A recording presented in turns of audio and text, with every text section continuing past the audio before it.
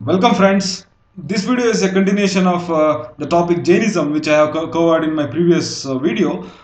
If you have not watched that, please watch the same, and I am going to continue this series. So Jainism has two important divisions or sects. Okay, so after 200 years of Mahavira's parinirvana, that is Mahavira's death, Jainism split into two important divisions, that is Digambara sect and Shwethambara sect. Digambara monks do not wear anything. Okay, they remain naked, true to the spirit of Mahavira. Okay, and Shwethambara sect wear white clothes. Okay, and also they cover the mouth with a piece of cloth, white cloth, to prevent the entry of microorganisms into the mouth, thereby killing them. So they are preventing the microorganisms from being killed. So they are following on the core tenets of Jainism, that is non-violence. Okay, that is the idea behind that. And the origin of these two sects I'm going to cover in the coming slides. So Digambara sect observed the tenets of religion strictly, and they followed the strict rules and regulation. And Shwethambara sects who wear white clothes were liberal, and they wore white clothes after the division.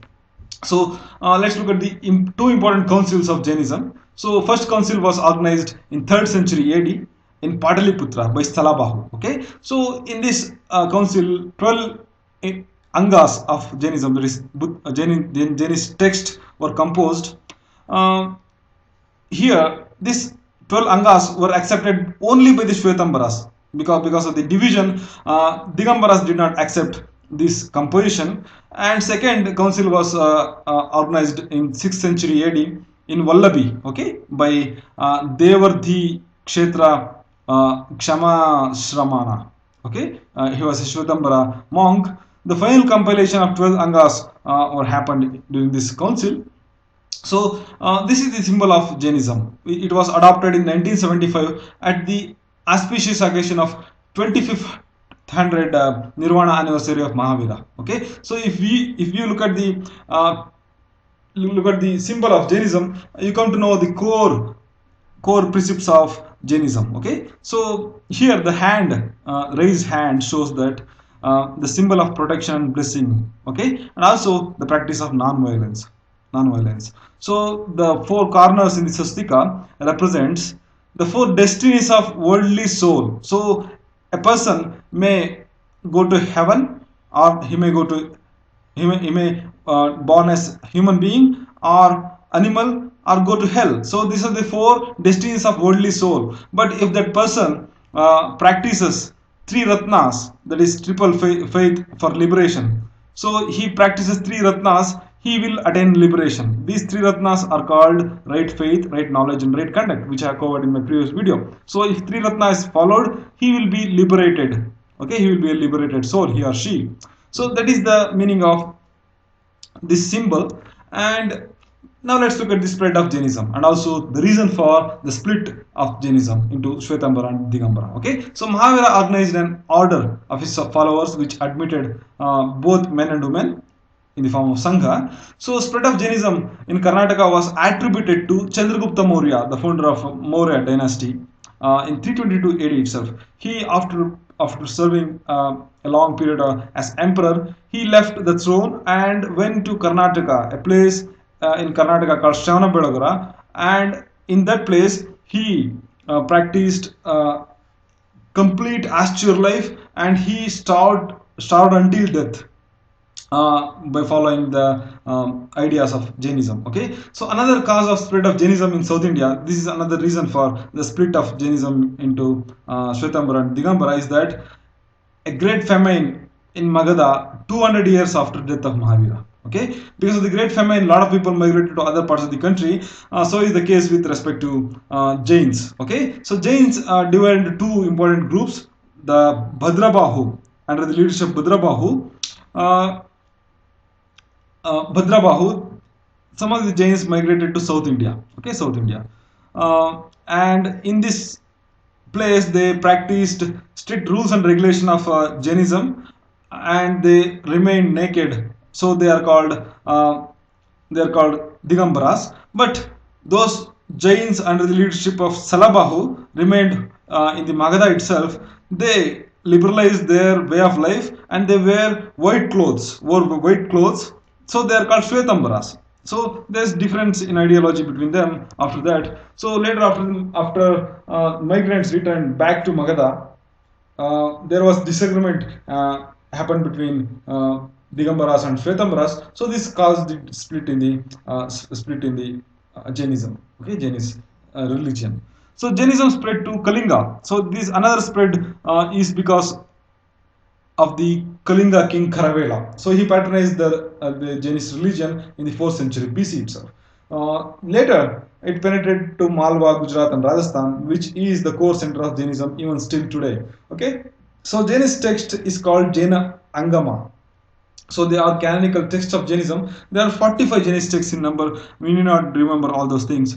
And royal patrons of Jainism include Ashoka's grandson Sampriti. So this shows that the Mauryan Empire also patronized Jainism, okay, along with Buddhism. The king Kharavela of Orissa set up a Jain monk, Jain rock cut cave. The kings of South India, that is Ganga, Kadamba, Chalukya, and Rashtrakuta Kukuda had patronized Jainism. King Amagavarsha of Rashtrakuta dynasty became himself a Jain monk, and he wrote a text called Ratnamalika. So this is important. Amagavarsha written Ratnamalika. Chalukya period rock cut caves at Badami and Ahivale have figures of Jain Tirthankaras. This shows the patronization of Chalukyan kings to Jainism. And other things include the contribution of Jainism, okay, to the society.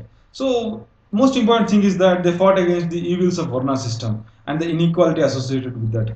They provide the entry to all the sections of the society, including women and Shudra. So they fought against the evils of Varna system, thereby providing the people a choice to find the God through other means. Okay, so they promoted Prakrit language, that is the language of the common people. So this promoted Jainism promoted this language, and also it helped to reach the masses effectively without any hassle. Okay, so many languages were developed from Prakrit itself. Even the Marathi grew from Shaurasini. Okay, Shaurasini, which traces its root to Prakrit language. Okay, Marathi language. So they also patronized Kannada literature. They played an important role in the development of growth and development of Kannada literature, the Jains, and they also created beautiful sculptures of Mahavira and 23 other Tirthankaras. So in this way, they contributed to art and architecture also. So this is a mains question. You can include these points in the answer rating. Other quick points related to Jainism include the metaphysical thought of Jainism are linked to Sankhya philosophy of Hindu tradition. Okay, Hindu tradition. So this is important from prelims point of view. The metaphysical thought are close to Sankhya philosophy, and there are 5 Jain caves in the Ellora. Okay, rock cave, Ellora, which belong to 9th and 10th century, and they all belong to Digambara sect, not Shwethambara, Digambara sect because of the South India, Deccan place. The cave 32 at Ellora is called Indrasabha, and it is a Jaina cave. The Tiger Cave at Udaigiri and Sittan Masal Cave at Padukottai are Jain caves. So these two are also Jain caves, Tiger Cave at Jainagiri, Udaigiri, and Sittan Masal in Padukottai. So one of the important practice in Jainism is that death through gradual starvation, which was practiced by Mauryan Emperor Chandragupta Maurya, okay, till the end. So the practitioners they practice gradual starvation until death. Okay, so this is called Santhara among Jains. It is the means to attain salvation. It is not considered as suicide. So Jains profess vast difference between the suicide and Santhara. So suicide is committed when a person is in anger state, when he is in depression state. But the Santhara was practiced when he is with a calm mind and when he wants salvation from continuous cycles of birth and death. Okay, so some of the Jain mathematicians names include Virasena, Mahaviracharya, Hemachandra, and Mahendra Suri. So these are 4 important Jain mathematicians you can include in the contribution of Jainism to the society for the mains examination. Thanks for watching. This completes the Jain series. In the coming videos, let's look at the Buddhist Buddhism and about Gautama Buddha and his teachings. Thanks for watching. Please share these videos if time permits for you. Thanks.